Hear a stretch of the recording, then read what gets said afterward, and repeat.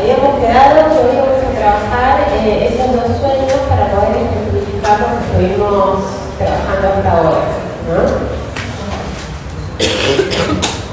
¿Qué recuerdan que íbamos a ver con el sueño del teatro? Que es el de la conferencia 7.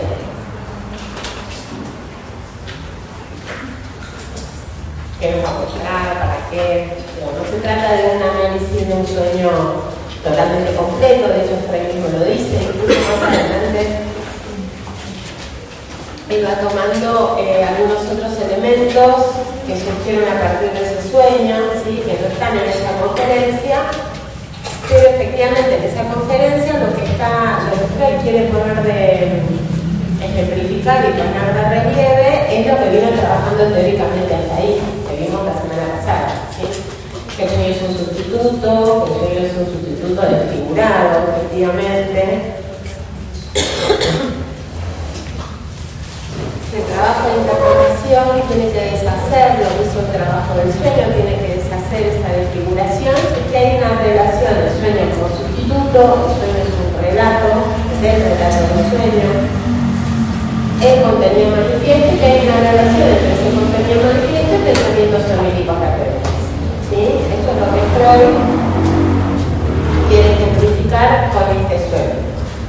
Además de eso, los otros elementos como centrales también tienen que ver con, bueno, siguiendo esas tres reglas que él nos había presentado ahí. ¿Recuerdan cuáles eran las reglas?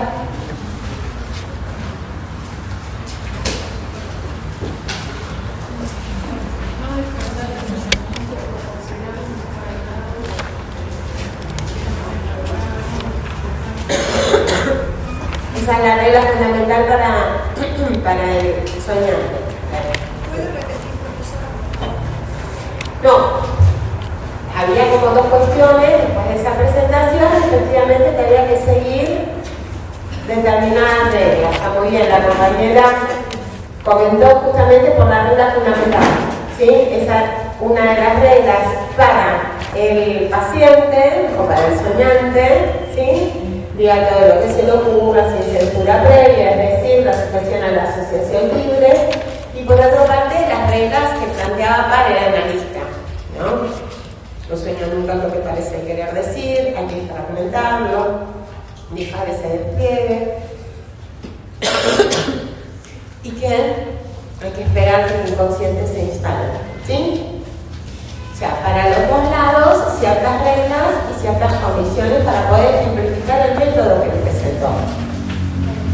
Y también lo que nos va a revelar el sueño del teatro es que efectivamente esa asociación, a partir de la regla fundamental, esa asociación, gracias, no es libre, que es lo que estuvimos trabajando la semana pasada. ¿Qué cuestiones le llamaron la atención del sueño del teatro?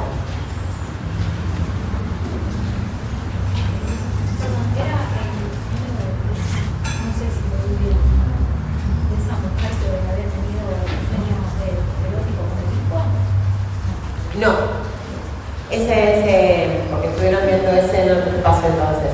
Ese es el de murmullo. El sueño del teatro, ¿lo recuerdan? Un chiquito, un Profesora, me tengo una duda. Sí. De acuerdo a la regla fundamental, que para el soñante o el paciente es la asociación libre. Claro, la regla fundamental es diga todo lo que se le ocurra y a lo que invita justamente es la asociación libre. Pero después dijo que esa asociación, a partir de la regla, no es libre. Claro, no es libre la asociación porque está determinada por el inconsciente.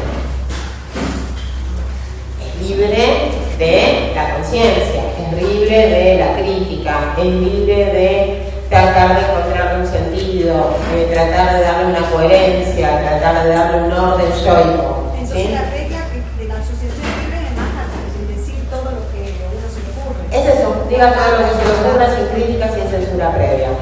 Eso efectivamente lo que convoca es la asociación libre, ¿sí? De las determinaciones más conscientes, pero que no es libre del determinismo del inconsciente, que va a insistir en aparecer.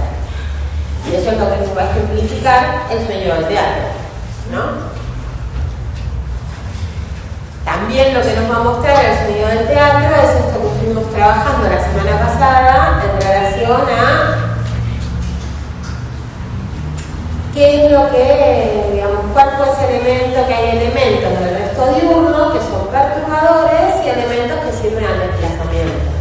Es así como arranca Freud con respecto al sueño, ¿no? Al análisis del sueño del teatro. ¿Lo leyeron? ¿Sí? No, okay. Bueno, ¿qué era lo que había sucedido? Que Freud mismo dice, el sueño es la reacción a esta comunicación. Ese día, esta mujer se entera que su marido le cuenta que una amiga de ella, 3 meses menor, se comprometió en casamiento con un muy buen partido. ¿Sí? Ella lo que sueña ese día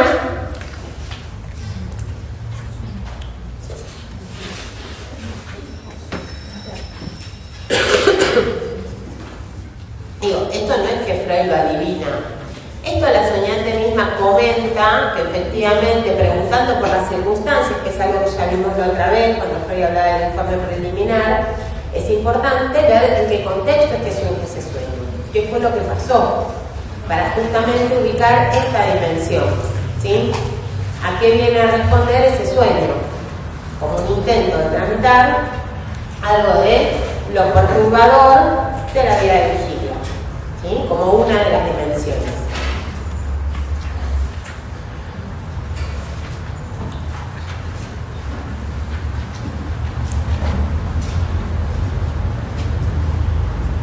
Es muy breve, dice, una mujer joven pero casada desde hace muchos años sueña que está sentado con su marido en el teatro, un sector de la platea está totalmente desocupado, su marido le cuenta que Liz L, esta misma, y su prometido también habían querido ir, pero solo consiguieron varias localidades, 3 por florín y 50 pesos. No pudieron tomarlas. Ella piensa que eso no habría sido una calamidad, ¿sí? A partir de eso, Freud va recordando como ciertos fragmentos en relación al sueño y pidiendo asociaciones a la paciente. Y hay algo que insiste, ¿no? ¿Qué es lo que insiste? Exactamente, el apresuramiento. Las diferentes asociaciones libres que va haciendo la paciente, justamente lo que nos muestran es que no es libre, que hay algo que insiste en ese despliegue asociativo por cada uno de los fragmentos del sueño y que remiten a esta idea, a la idea del sueño, a lo disparatado y el apresuramiento, el haberse apresurado, ¿sí? Esos elementos, con las asociaciones que fue haciendo ella, le permiten a Freud interpretar el sueño en el sentido de cuál era el pensamiento onírico latente que estaba por debajo de ese sueño, ¿sí? ¿Cuál era el pensamiento? Que se había dejado apresurado, creyendo como que después lo iba a encontrar como algo por el estilo y la otra mucho después había encontrado un buen candidato. Exacto, ¿sí? Digamos, a ver, el pensamiento onírico latente tenía que ver con cierto reproche y menosprecio por haberse apresurado en casarse, podría haber esperado y conseguido un partido mejor, ¿sí? Ahora bien, ¿esto estaba antes del sueño? Consciente. Consciente no. ¿Y de otra forma? Consciente. ¿Sí? Consciente. Digo, antes de esta noticia, ella estaba felizmente casada. Antes de este comentario, ¿sí? Hay algo que se articula, digamos, que queda ahí para ella perturbador en relación a esa noticia, ¿sí? Que fuerza este sueño, que despliega y ordena estos pensamientos lírico latentes. Fíjense, porque es muy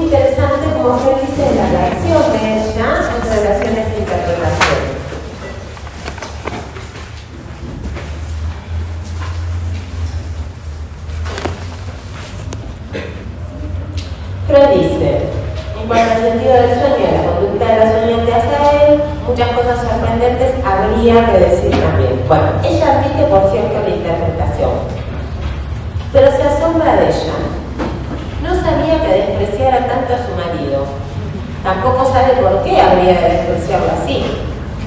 Bueno, hay entonces muchas cosas aún no comprendidas en este sueño, bueno, y otras cosas más que se elaboran posteriormente. Pero digo, hay algo de esta sorpresa, digamos, ella siente que le pertenece efectivamente esa interpretación, que es acorde y es correcta, pero a la vez también se sorprende por tener esos pensamientos. En realidad eso surge a partir de ese momento, al contrario. Ella, en comparación con que hay una cuestión bien histérica de la otra mujer, al contrario, ella está en una muy buena posición, ¿sí? Tenía acceso a cosas que las mujeres, las damas solteras de esa época no tenían acceso, ¿sí? Más adelante se ubica también a partir de los trabajos de ella lo que tiene que ver con lo que viene a representar algo del teatro en ese sentido, en relación a la función de ver, en relación a la sexualidad. Las mujeres que no estaban casadas no podían acceder a ver determinados contenidos, ¿sí? Había contenidos que las damas no podían, las damas solteras no podían acceder en el teatro, por ejemplo, ¿sí? Como determinados elementos que marcan ahí algo donde ella se sentía en una posición privilegiada con respecto a esta amiga hasta que aparece este comentario, ¿sí? Algo de lo perturbador que en el sueño aparece, ¿sí? Con esa tramitación. La amiga no entra al teatro, ¿sí? Finalmente, en el sueño, ¿sí? ¿Qué más nos permite ubicar este sueño en relación a lo que Freud viene pensando? Dice, a ver, lo principal, dijimos que a partir de las asociaciones lo que decanta e insiste es la noción de apresuramiento. ¿Eso está en forma directa en el contenido, en el relato del sueño? No. Entonces, efectivamente, esto le permite a Freud ubicar entonces que justamente lo principal no es lo que parece querer decir, ¿sí? Lo principal en relación al contenido, a los pensamientos oníricos latentes, no es lo que aparece de forma expuesta en el contenido manifiesto, ¿sí? Otra cuestión es cómo van a trabajar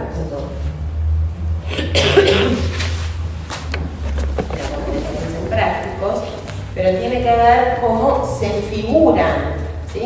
La noción de disparate no aparece escrita directamente, pero sí queda figurada, ¿sí? En relación a la situación del sueño y las asociaciones que ella va desplegando a partir de ahí. Entonces, fíjense que esto va en contra de, justamente permite diferenciar de esos otros métodos que nosotros trabajamos la otra vez, los métodos de los profanos, en relación al método simbólico, que era, se tomaba el todo y se lo reemplazaba por un todo, y el otro el método del descifrado, ¿sí? El método del descifrado, que era así por fragmentos, pero se reemplazaba por una clave fija que se entramaba. Con el análisis que Freud hace de este sueño acá, justamente lo que vemos es que no hay una clave fija, ¿sí?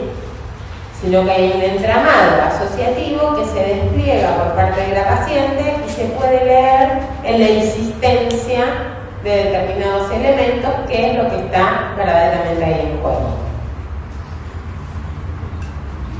¿sí?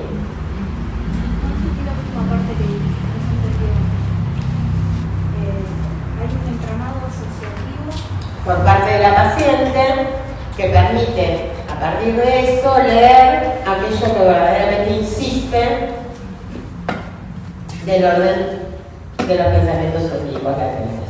De lo que está en juego en el orden de los pensamientos oníricos latentes. Claro.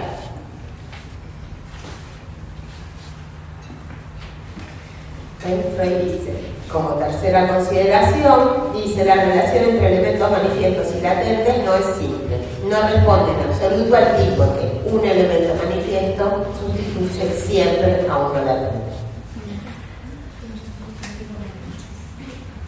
Un elemento manifiesto puede subrogar a varios latentes, uno latente puede estar sustituido por varios manifiestos. Lo principal no aparece como lo principal en el contenido manifiesto, ¿sí? Es decir, no hay una relación simple. Y lo único que va a permitir ubicar la interpretación del sueño va a ser efectivamente las asociaciones del soñante. Del soñante. ¿Sí? ¿Se sigue? Perdón, profesora, no entendí. No hay una relación simple entre lo onírico y lo manifiesto. Exacto. Lo único que va a permitir, ni simple ni fija, lo único que va a permitir efectivamente poder ubicar cuáles son esos pensamientos oníricos latentes son las asociaciones de los soñantes.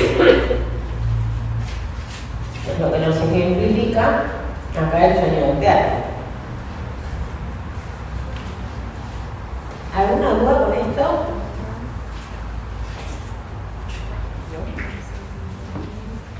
¿Queda claro? Ella ante las preguntas, sí, por los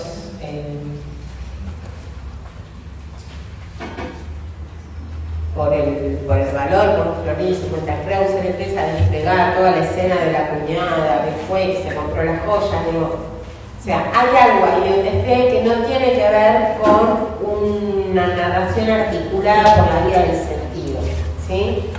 Pero sí lo que emerge a partir de ahí es la insistencia de un elemento que decanta en cada una de las secuencias que ella cuenta. Lo que decanta es esto, el apresuramiento, la prisa, ¿sí?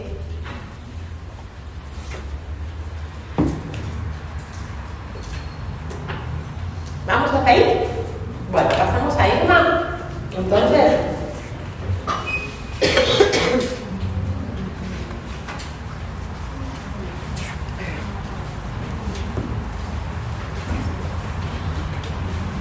en Irma tenemos, esto ya lo habíamos anticipado, cuando lo ubicamos como sueño paradigmático, dos niveles de lectura de este sueño, ¿sí? ¿Cómo lo presenta Freud?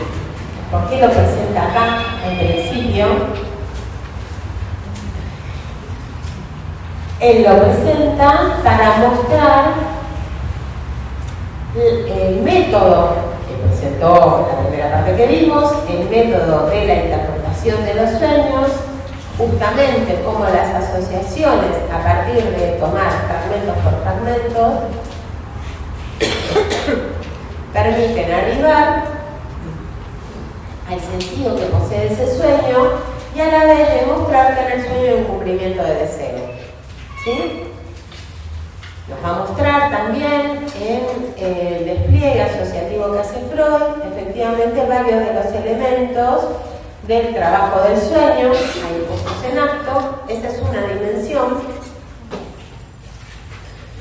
Y la otra dimensión tiene que ver efectivamente con este lugar que con la placa del final, ¿sí? Que plantea Freud en una carta a Fritz y que remite a que la propia interpretación, esta es la relación de Freud con su inconsciente, la propia interpretación de ese sueño también le permite dar cuenta de ciertos elementos fundantes del aparato psíquico. Por eso es un sueño paradigmático, ¿sí? Por eso es el sueño paradigmático en ese punto. En el punto donde a partir de ese sueño Freud ubica también elementos centrales para dar cuenta del aparato psíquico, ¿sí? Eso va a tener que ver, el aparato psíquico, y también lo que tiene que ver efectivamente con los límites en relación a la interpretación. Eso va a tener que ver con lo que planteamos en relación a los límites, el ombligo y el permitido. ¿Recuerdan que hablamos de eso? ¿Le dijimos que lo íbamos a desplegar después? En esa dimensión, sí. La primera tiene que ver con cómo, digamos, como con el texto que Freud mismo ubica acá, en relacionar para qué es lo que está mostrando con esa interpretación.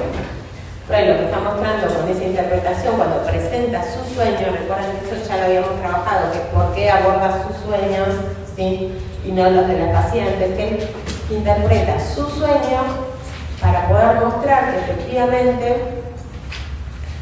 el funcionamiento del método, ¿sí? Del método que él acaba de presentar. Parte por parte, sobre eso asociaciones, y eso va a ir desplegando lo que es el sentido del sueño y finalmente que en el sueño hay un cumplimiento de deseo. ¿Sí? A la vez en ese despliegue asociativo vamos a ir viendo justamente, ya que la interpretación va en contra de lo que en el sueño aparece por el trabajo del sueño como desfigurado, ¿sí? Nos va a ir ejemplificando ciertos, o sea, parte de los operadores del trabajo del sueño. Condensación, desplazamiento. La otra dimensión del sueño de la proyección de Irma como paradigma, ¿sí? Tiene que ver con que Freud ahí mismo, en la interpretación de su sueño,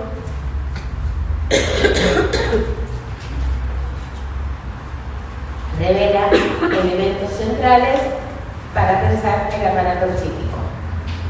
El aparato psíquico, y no solo eso, agujerea su misma doctrina de interpretación de los sueños.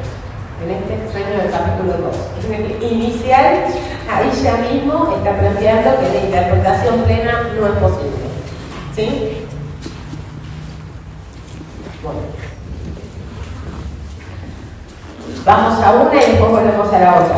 ¿Les parece? ¿Sí?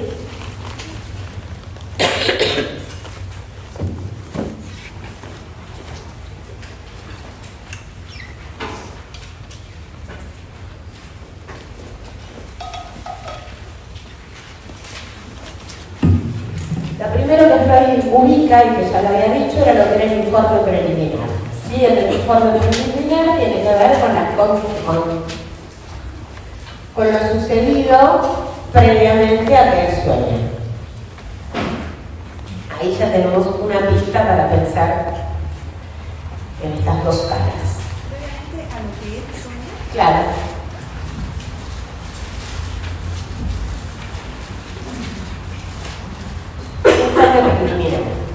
En el verano del 95 había yo tratado psicoanalíticamente a una joven señora. O sea, está hablando de los rechazos dibujos. ¿Sí? En el verano del 95 había yo tratado psicoanalíticamente a una joven señora muy amiga mía y de mi familia. La cura culminó con un éxito parcial, pues la paciente perdió su angustia histérica, pero no todos sus síntomas somáticos. Por entonces todavía no tenía yo plena certeza sobre los criterios que marcan el cierre definitivo de un historial histérico. Y propuse a la paciente una solución que a ella no le pareció aceptable. En esa desaveniencia interrumpimos el tratamiento con motivo de las vacaciones de verano. Un día me visitó un colega más joven, uno de mis amigos más íntimos, que había estado con la paciente Irma y su familia en un lugar de veraneo del campo. Le pregunté cómo estaba ella y recibí esta respuesta. Está mejor, pero no del todo bien. Sé que las palabras de mi amigo Otto o el tono que las dijo me irritaron. Creí entender, ¿sí?, un reproche, como si yo hubiera prometido demasiado a la paciente y atribuí, con razón o sin ella, el trato tomara partido en contra de mí a la influencia de los parientes de la enferma que no habían visto con buenos ojos el tratamiento. Por lo demás, esa sensación penosa no fue clara para mí, ni la expresé en modo alguno. Esa misma tarde redacté la historia clínica de Irma con el propósito de enviársela a modo de justificación al doctor M, un amigo común que era entonces la personalidad descollante en nuestro círculo. La noche que siguió esa tarde, más bien hacia la mañana, la madrugada estuve escribiendo, tuve el siguiente sueño que fijé por escrito inmediatamente después de despertar. ¿Sí? Bueno, a ver, tenemos dos cosas acá.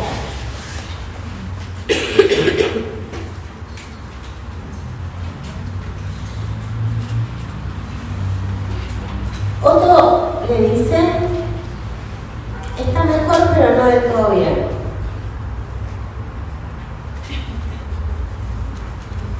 Freud lo interpreta como un reproche, ¿sí? Que eso es un reproche, es una interpretación de Freud. Porque en realidad lo que le dicen no está del todo bien, nada más, ¿sí?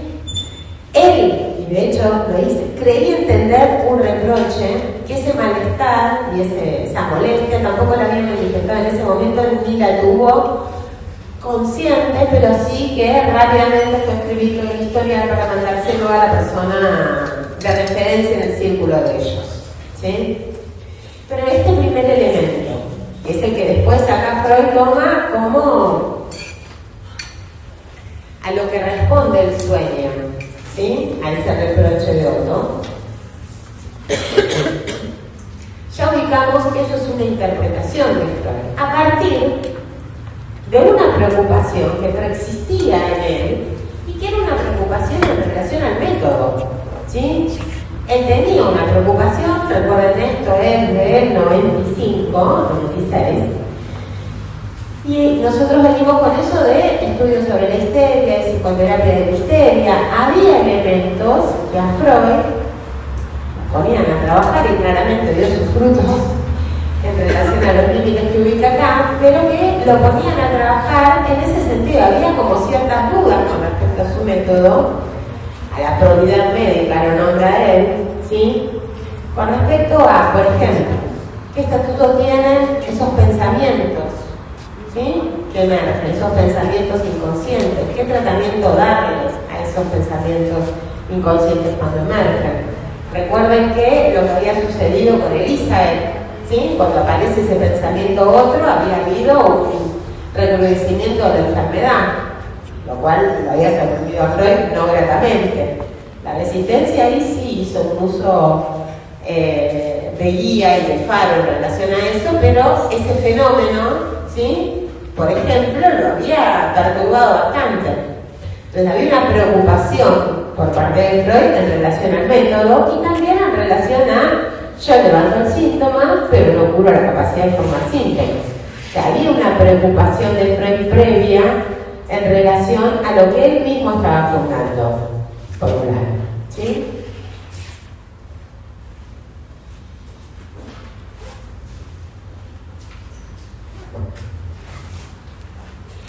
Y por otro lado, pensando en la plata,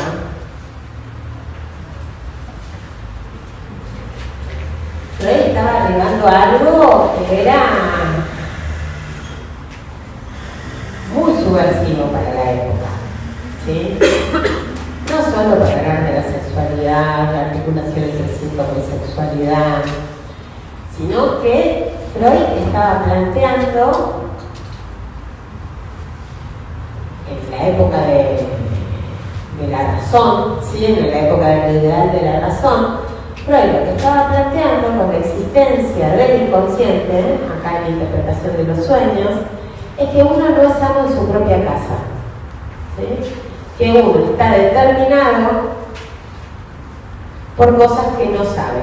Uno está determinado, las acciones de uno están determinadas y comandadas por algo que uno no sabe en el consciente. Que hay una determinación inconsciente. Eso es una idea narcisista, ¿sí? El ideal de la razón y de la lógica, ¿sí? De ese momento, porque digo que es una idea narcisista. Recuerden que ya veníamos como de varias, el hombre no es el centro del universo, el sol no gira alrededor de la Tierra, ¿sí? Digamos, siempre ha habido un antropocentrismo en relación al hombre.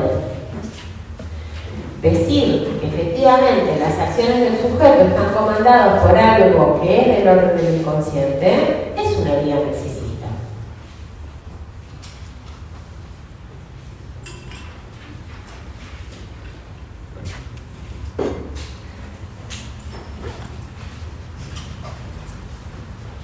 Cuestión que uno puede entender como gran parte del rechazo de la comunidad científica del momento también en ese punto, ¿sí?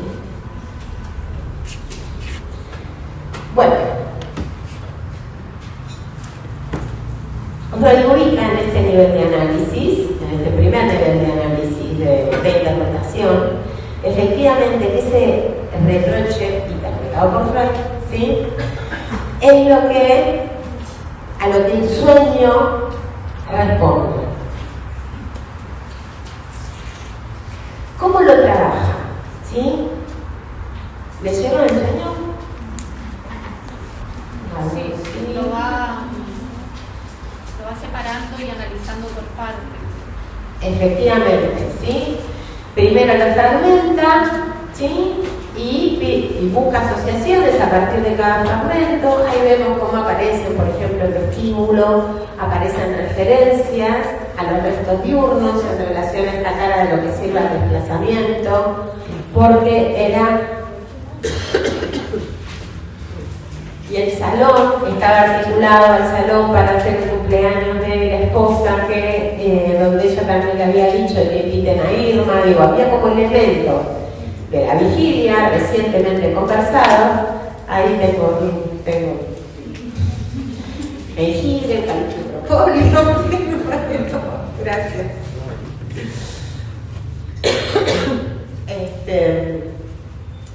Como, ¿sí?, también esta dimensión de lo que sirve al desplazamiento, lo vemos ahí. Él va haciendo esa fragmentación y aparecen esos segundos pensamientos. Pero ¿dónde continúa? Porque hay cosas que Freud dice, bueno, pero a ver esto, la culpa de no estar curada, decirle a Irma, la culpa de que no esté curada, porque vos no aceptaste mi solución, dice, yo no se lo podría haber dicho consciente, más creo que se lo dije. Como que ahí faltaba algo, ¿sí? No alcanzaba con esas primeras lecturas.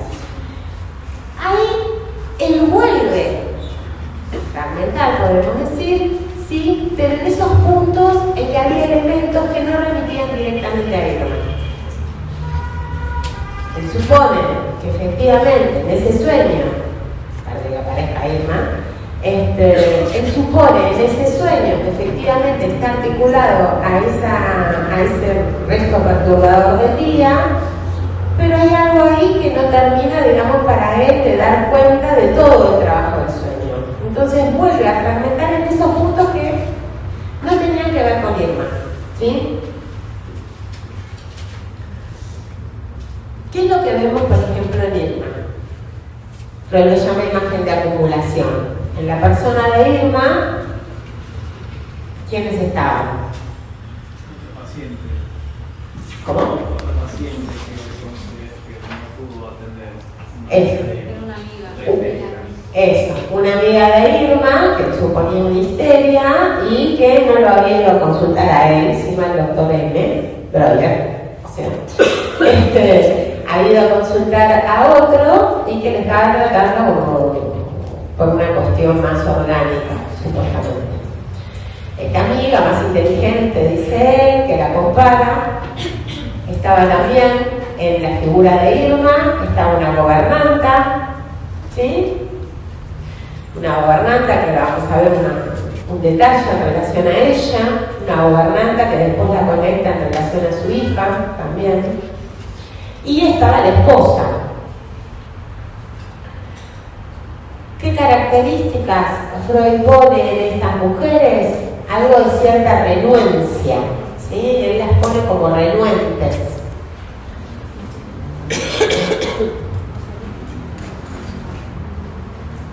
A Irma por no aceptar su solución, a la amiga por no ir a consultarlo, ¿sí?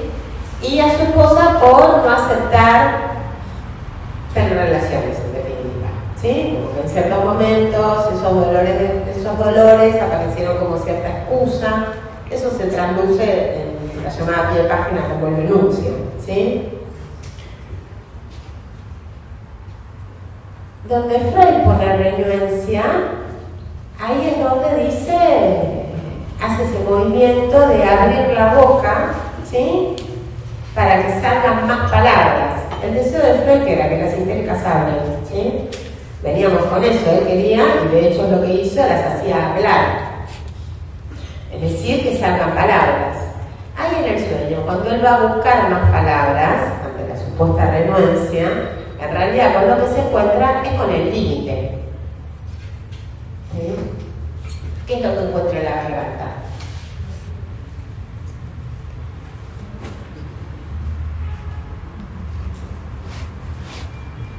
El secreto, más allá de eso, que es lo que saca de la gobernanza. ¿Qué es lo que encuentra en la garganta? ¿Encuentra más palabras? ¿Encuentra palabras ahí? ¿Qué encuentra? ¿Eh? ¿Una imagen? ¿Cuál?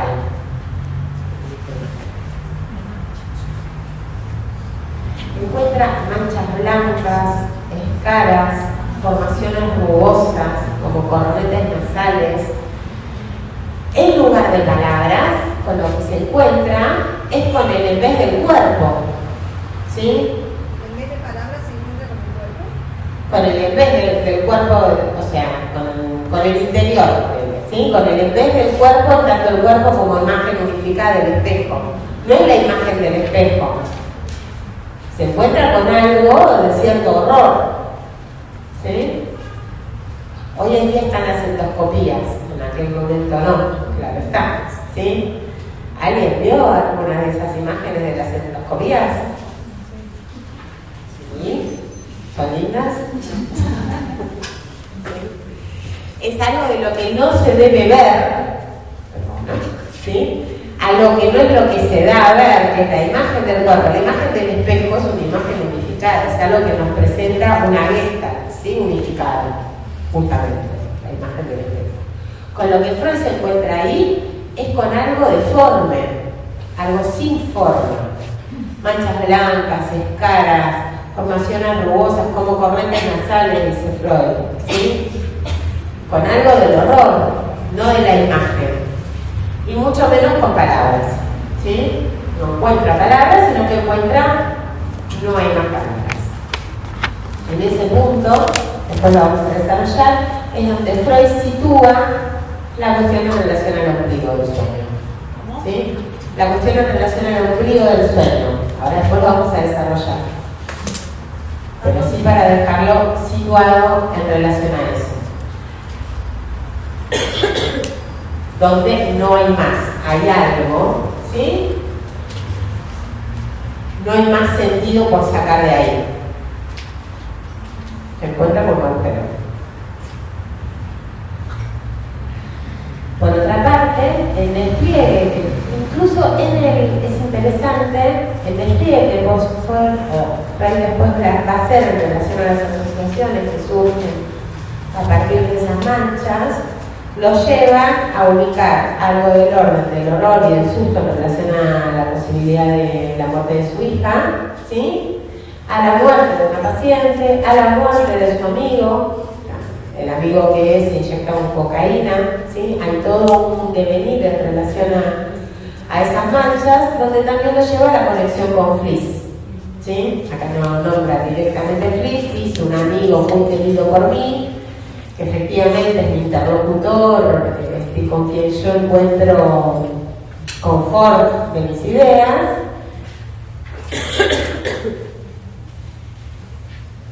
Quien encontraba, tenía unas ideas muy locas, ¿sí?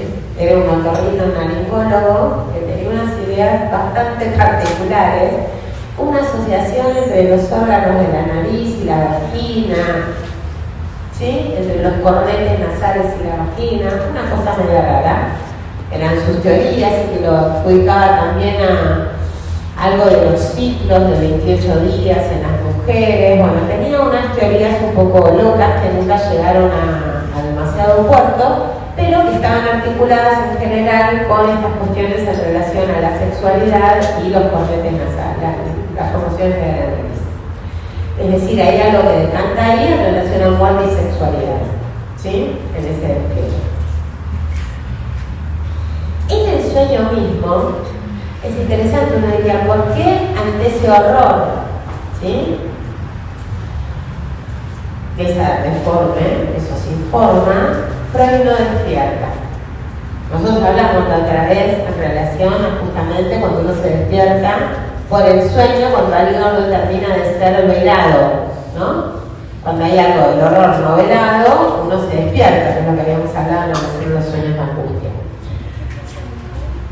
Digo porque esto es una pregunta que también los analistas de la posteridad se han hecho. ¿Por qué Freud no despierta ahí?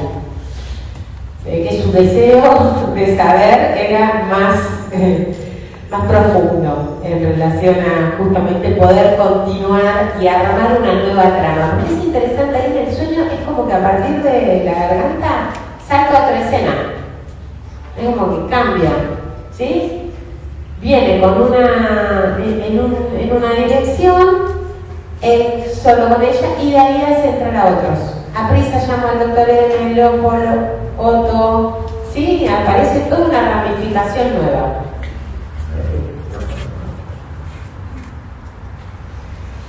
Bueno.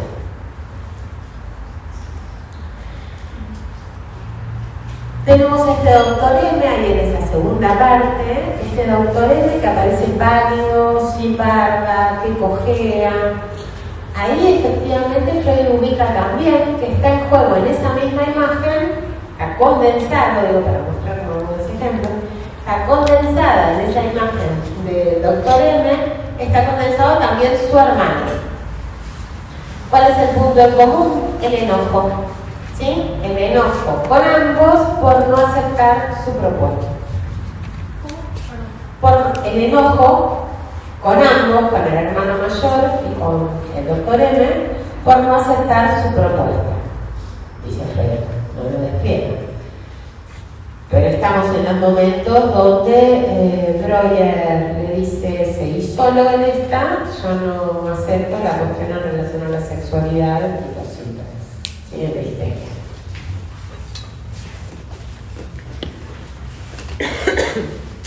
Igual voy a agarrar uno para ver si me falla.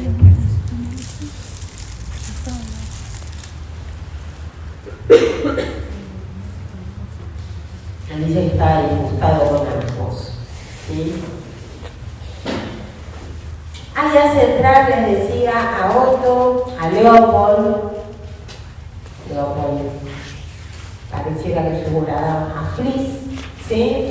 Que es alguien que es más acertado en sus diagnósticos, es más acertado, lo pone en competencia, lo que está en competencia en líneas generales.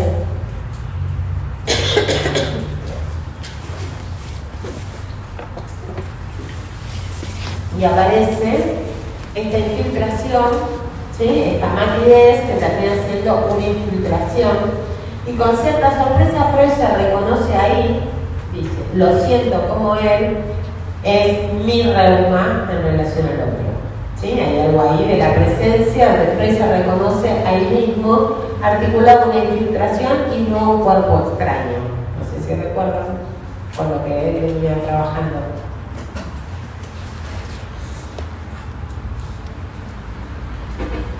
Hay varios elementos. Freud mismo acá dice que hay, por eso les decía, hay una primera operación de lectura que tiene que ver con esto de qué es lo que quiere mostrar Freud acá con este análisis de este sueño. Él mismo dice que hay ciertos elementos que aparecieran que él no los expuso ahí, ¿sí? Él mismo hace esa aclaración acá. Pero sí sirven para dar cuenta de estos elementos que queríamos.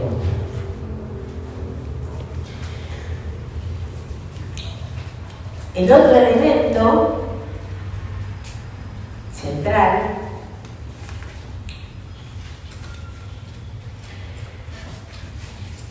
entonces tenemos algo de ese traumatismo por infiltración,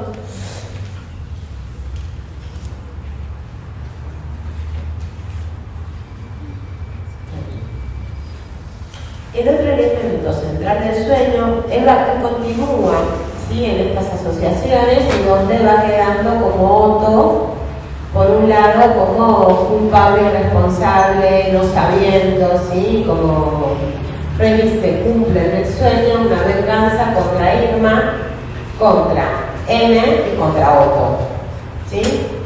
Cada uno, digamos, en sus... Él va a decir que parece un alegato para desresponsabilizarse por la cura incompleta de Irma. Entonces, él ubica como cumplimiento del deseo el desresponsabilizarse de la cura incompleta de Irma, ¿sí? No es mi culpa, en todo caso, es otro en relación a haberle aplicado una inyección con una jeringa sucia. De la cura incompleta de Irma, ¿sí? Ese podríamos decir que es el anhelo preconsciente, ¿sí? Recuerdan que la otra vez cuando ubicábamos los dos elementos del sueño con respecto al resto diurno, habíamos ubicado la cara perturbadora, que ya lo ubicamos acá, y la cara que sirve al desplazamiento, que también dimos un ejemplo, y con respecto al deseo, dijimos, está el deseo sexual infantil indestructible, fruto de la vivencia de satisfacción como motor que se realiza, y los deseos con los preconscientes conscientes que se cumplen. ¿Sí? Este deseo de no ser culpable, digamos, de desresponsabilizarse en relación a la cura incompleta de Irma, en el sueño se cumple. Sería la realización. Al cumplimiento, porque eso es un anhelo preconsciente. ¿Sí?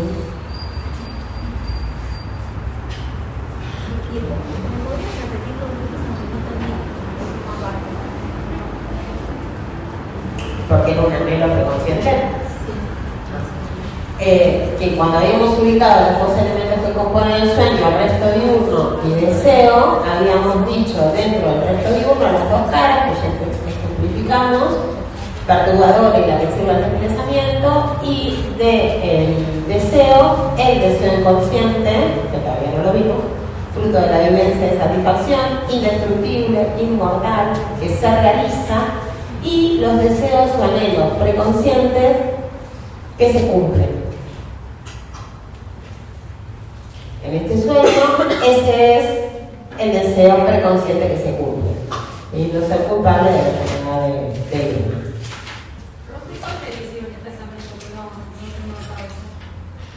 De desplazamiento, ahí vamos para poder ubicar el otro límite del hiperlípido. ¿Sí? Ahí volvemos un poquito.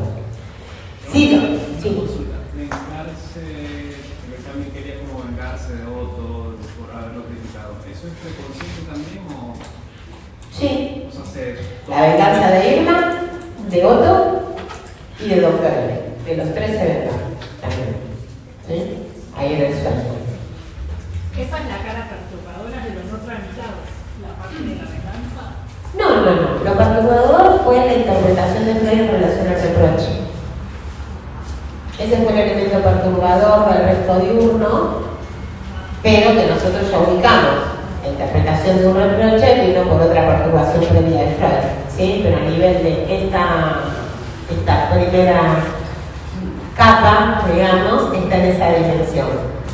Que por supuesto, ¿por qué lo interpreta como reproche? Porque se conecta con otra perturbación interna de Freud, por eso le da la significación de reproche, algo que dijo no del todo bien, nada más. ¿Sí? No dijo nada. Entonces, por un lado aparece la venganza, ¿sí? A Irma, que la pone como que la amiga es más inteligente que ella, al doctor M, que lo pone como diciendo algo medio ridículo, ¿sí? Sobre meterse en sentería y ya está, se eliminará el veneno como una cuestión ridícula para un médico decir eso, a la vez que ponerlo cojeando como determinados elementos que hacen a la caída de la imagen de él. Y con respecto a Otto, finalmente, digamos, lo que aparece es que los malestares de Irma tienen que ver con una inyección que le dio Otto por una jeringa sucia. Eso es lo que va apareciendo ahí en las asociaciones. ¿Qué es lo que el otro elemento central que dice inmediatamente sabemos de dónde viene la inyección, la infección, ¿sí?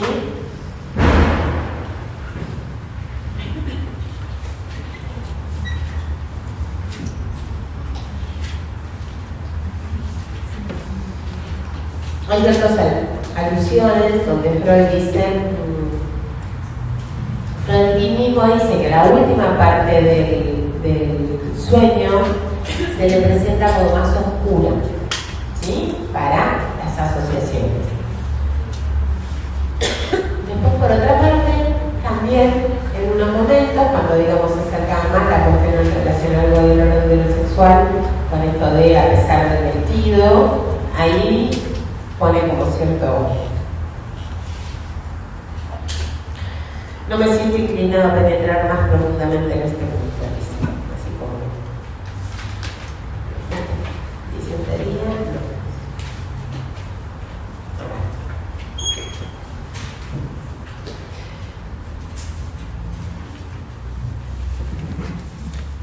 En el sueño teníamos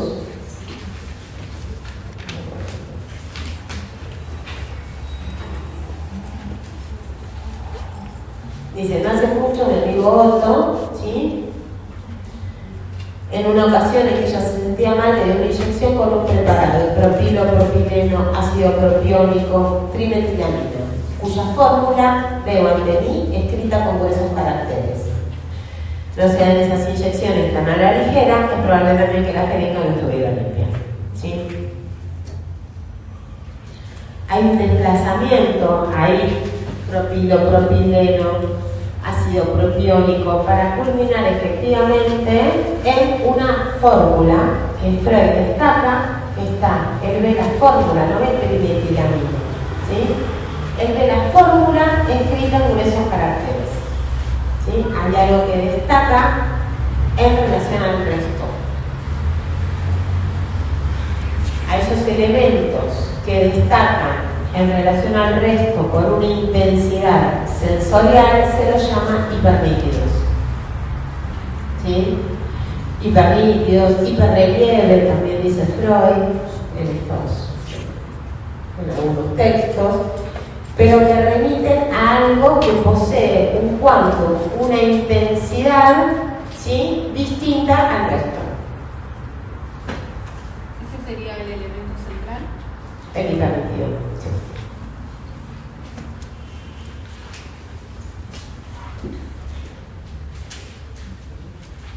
Es lo que ve, él después habla de trimetilamina y como eso deviene nuevamente en muerte y sexualidad, ¿sí? La trimetilamina como un elemento, la sustancia que Fliss planteaba que era como la sustancia central con respecto a la sexualidad, y a la vez también esta conexión con Fliss, los problemas en relación a la infección y el temor de que eso desencadene la muerte, ¿sí? De su amigo querido, la referencia ahí. Junto con, nuevamente, aparece la inyección en relación al amigo que murió recientemente por haberse inyectado cocaína. Él había sugerido la utilización de la cocaína para deshabituarse de la morfina y el tipo se le inyectó y ahí murió.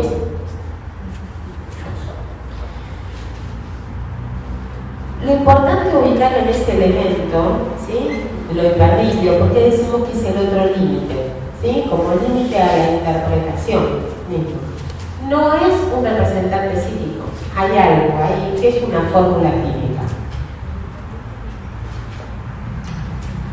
No es un representante. ¿Quién no es un representante? Una fórmula, H2O, la única que sé. Ahí llegamos. No, todos, también. Bueno, H2O.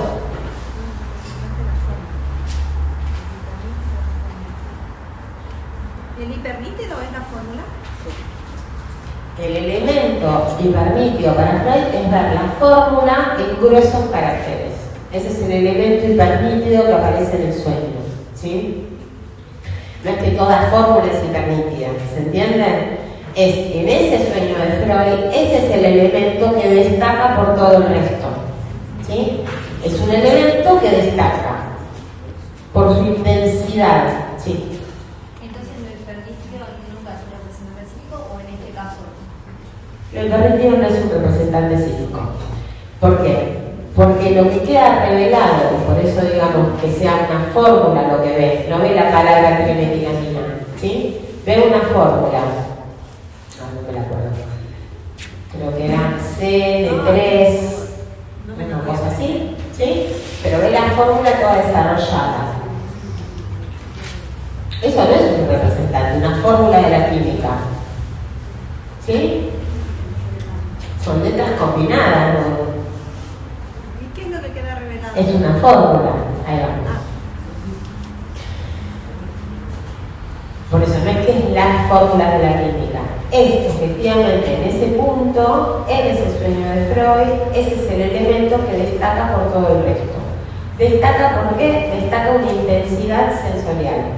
¿Qué es lo que nos revela eso? ¿Sí? Ciertos elementos que tienen un hiperrelieve, una intensidad sensorial, y no son una palabra, hablan de un cierto resto de una cantidad, por un lado, ¿sí?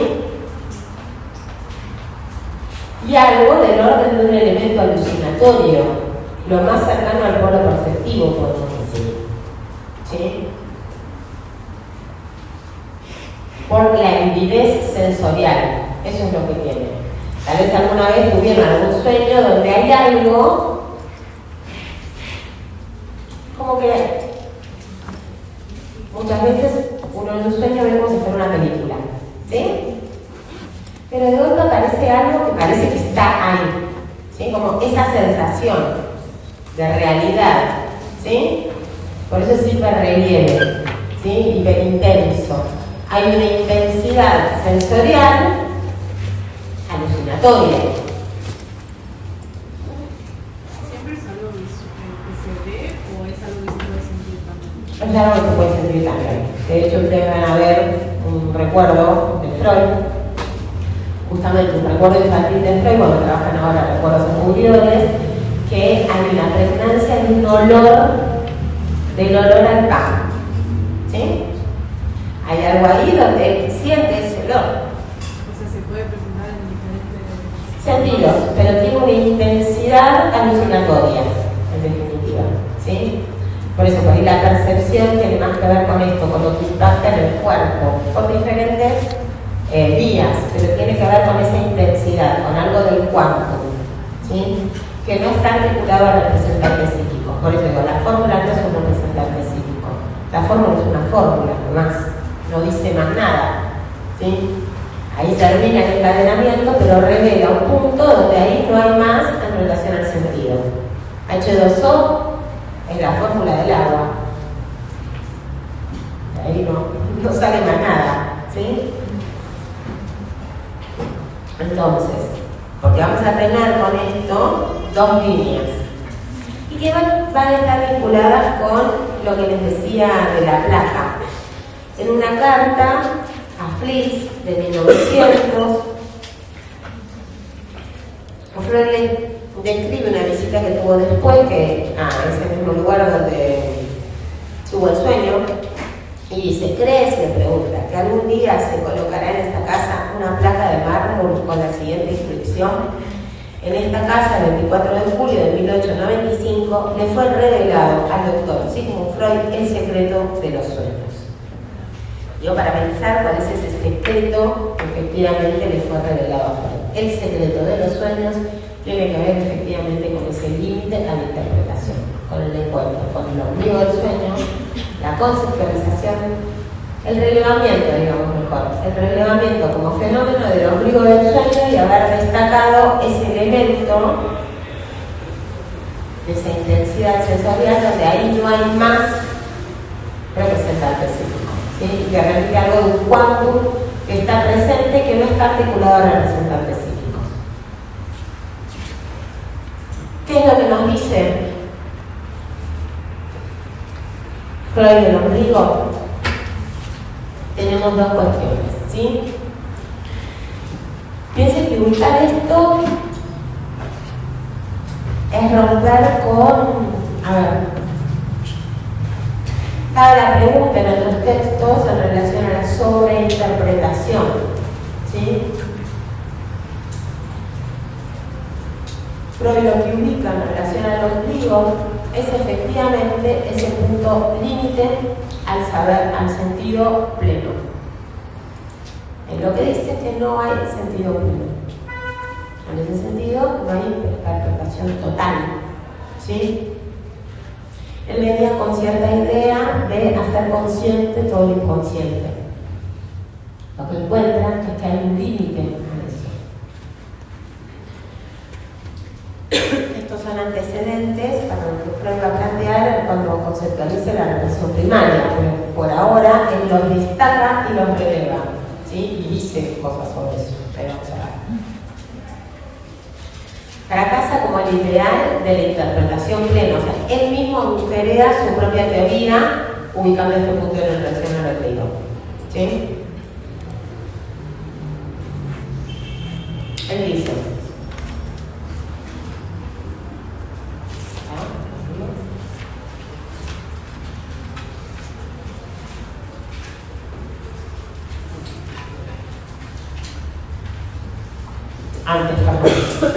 con respecto a la primera línea de interpretación, hay algo que usted mismo destaca, porque ahí en el sueño quedaba muy comprensible, que él por un lado también aparecían como asociaciones donde él quedaba desculpabilizado y otras en las cuales aparecían otros reproches, ¿sí?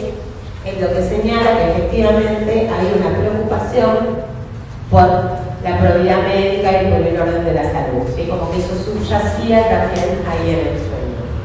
Y de hecho uno puede decir esto de soy concienzudo, nunca he utilizado una jeringa sucia, ¿sí? En el sentido de la jeringa es el método. Entonces, discúlpame, ¿se podría pensar que a partir de esta lectura dentro de todo lo que es los sueños, él va a introducir el concepto de inconsciente, preconsciente y consciente a partir de los sueños? Sí, en la interpretación de los sueños. Esto es parte del ejemplo para dar cuenta de la primera tópica, inconsciente, preconsciente, O sea, consciente. es lo que da luz a este concepto nuevo. No, lo que da luz acá, ¿sí? ¿Por qué lo ponemos como paradigma? Más allá que la interpretación de los sueños va a aparecer, ese primer módulo para lo psíquico, yo tenía también el antecedente de la carta 52, es la existencia de un más allá del sentido, de un límite al sentido. De que hay algo en relación a la causa, ahora lo vamos a ver, que tiene que ver con un vacío, con un agujero. Es más, podríamos decir que todo el aspecto psíquico es un intento de dar cuenta de eso.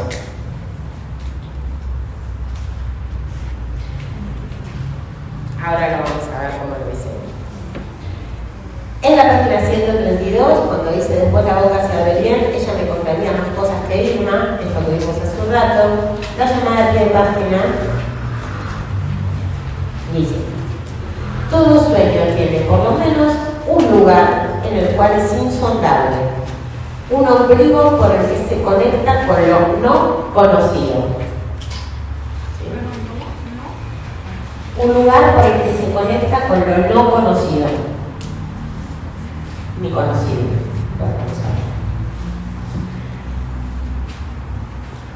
La otra referencia en relación al ombligo que ustedes tienen es en el capítulo 7, punto A, página 519.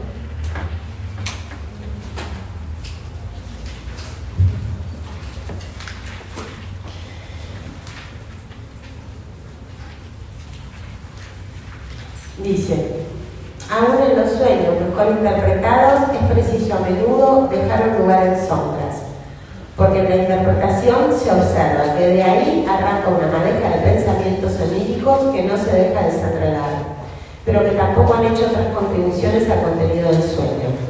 Entonces, ese es el ombligo del sueño, el lugar en que él se asienta en lo no conocido. Los pensamientos oníricos con que nos topamos a raíz de la interpretación tienen que permanecer sin clausura alguna y desbordar en todas las direcciones dentro de la emaranhada red de nuestro mundo de pensamientos. Y desde un lugar más espeso de ese tejido se eleva luego el deseo del sueño como el hongo de su miseria. ¿Sí? Ahora, en principio, Freud nos dice, es preciso dejar un lugar en sombras. ¿Sí? Eso es una indicación para los analistas, ¿sí? Tiene que ver con una política de poder sostener ese límite al decirlo todo, al sentido pleno.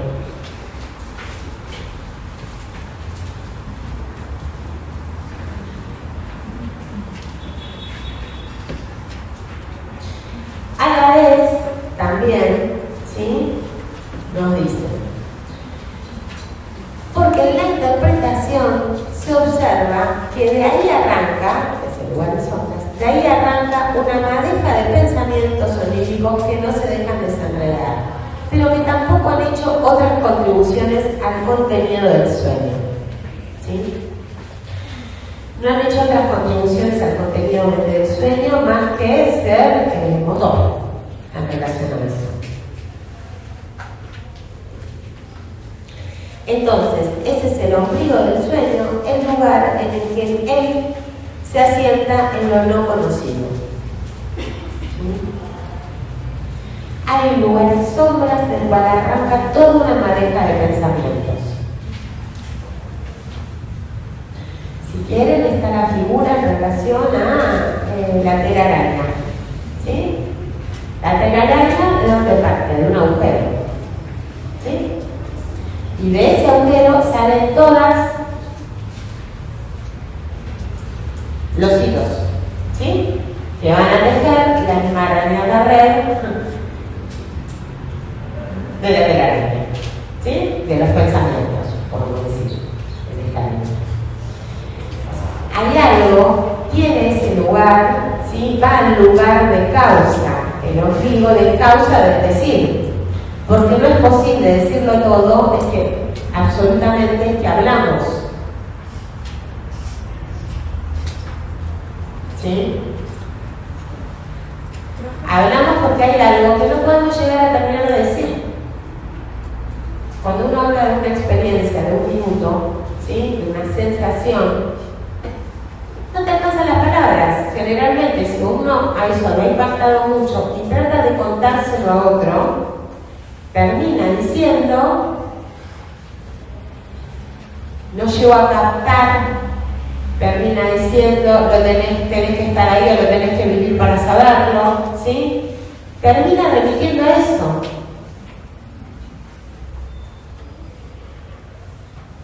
De hecho, bueno, si nos ponemos a ubicar, por ejemplo, en relación a esto que sí ubica Freud, que para él estaba ahí en el inconsciente, soterrado, digamos, muerte y sexualidad, no hay un saber sobre la muerte y no hay un saber sobre la sexualidad en el humano. ¿Sí?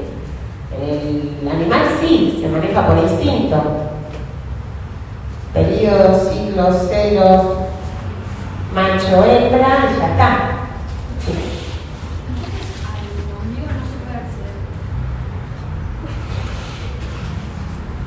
No es que no se pueda acceder en sí, sino que también implica una decisión, ¿sí? Es saber que hay un punto límite. Después de eso lo que hay es horror, no hay más representante psíquico. Hay un límite al sentido en ese sentido, hay un límite a la interpretación por la vía del sentido, ¿sí? Hay algo que no es del orden del representante psíquico, pero que a la vez está ahí en el lugar de la causa.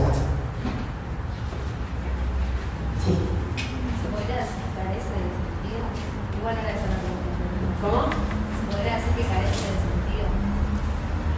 ¿O No, no es que carece de sentido, es un lugar. Es un lugar, porque lo vamos a ver después, pero que tiene que ver con algo del orden de lo fundante que se está diciendo. no? No, la pregunta era partir de las manchas blancas en la hoja de dorso vendría a ser el ombligo de su Freud ubica ahí, ¿sí? En ese punto, donde más allá de lo que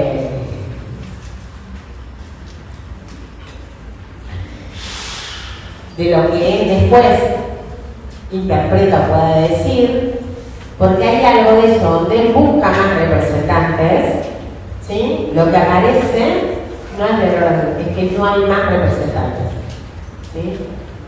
Él abre la boca para que salgan más representantes psíquicos, más palabras, y con lo que se encuentra es con el horror,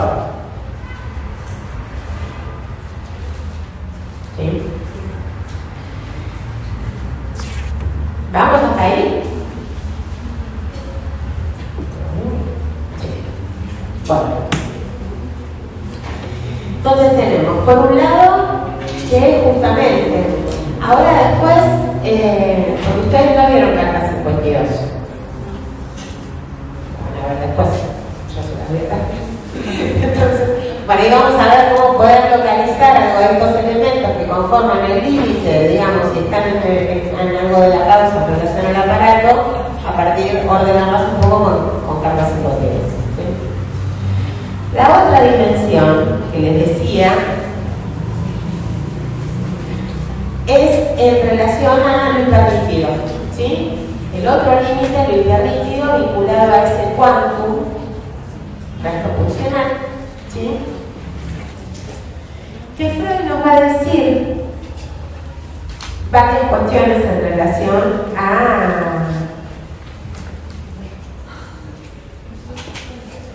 ese lugar central que le da a esos elementos en un sueño, ¿sí? Freud le da el lugar de puntuar el sueño. En los signos de puntuación, si yo encuentro una palabra, toda unas oraciones sin signo de puntuación, depende de donde lo pongo, me va a cambiar el sentido que tenga la palabra, ¿sí? La frase de oración. Bueno, Freud le da el estatuto de poder puntuar. Por un lado dice, es el responsable de la extrañeza del sueño, lo que ustedes tienen en el capítulo 7, es el responsable de la extrañeza del sueño, pero a la vez es el que lo puntúa y le da el sentido. ¿Sí? Y ahí vamos a destacar en este elemento que muestra ese resto, ¿sí? Algo de un quantum que no es atrapado por el representante psíquico, podríamos decir. Algo de una cantidad que no es absorbida, atrapada por el representante psíquico. Está en el límite de la percepción, por eso es un elemento alucinatorio. Está en el límite de la percepción.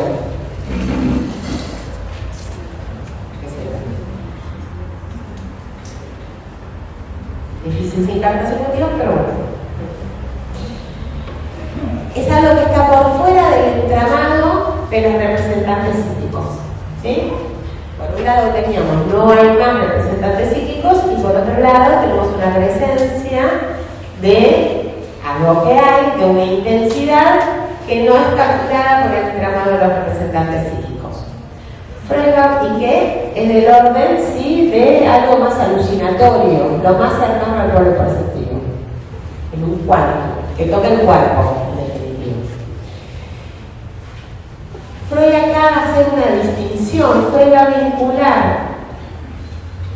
Freud va a hacer una distinción entre la condensación, donde toma el ejemplo de metilamina más adelante, y las condensaciones, ¿sí? La condensación como mecanismo, ¿sí?, estaría articulado a lo que él nombra como lo sofocado, lo soterrado, ¿sí?, algo de lo que está en la base de las cosas. En cambio, él va a distinguir ahí, en ese punto, en el apartado que ustedes tienen, va a distinguir lo sofocado de lo reprimido. Y pone lo reprimido en relación al inconsciente, no lo sofocado, ¿sí? Lo sofocado, en relación al mecanismo de la condensación, lo ubica en relación a esa fuerza de atracción hacia ese primer sistema que vamos a ver ahora algo de cierta fuerza de atracción. Freud se pregunta cómo algo es reprimido. ¿Por qué algo es reprimido? No alcanza solo la fuerza de rechazo, es necesaria una forma de atracción. ¿Sí? Y él ubica en esa fuerza de atracción el mecanismo de la condensación, que responde, dice Freud, a la economía del aparato. En cambio, las condensaciones, ¿sí?, son aquellas que la censura utiliza para desfigurar. Por ejemplo, en la figura de Irma estaban esas tres personas, ¿sí?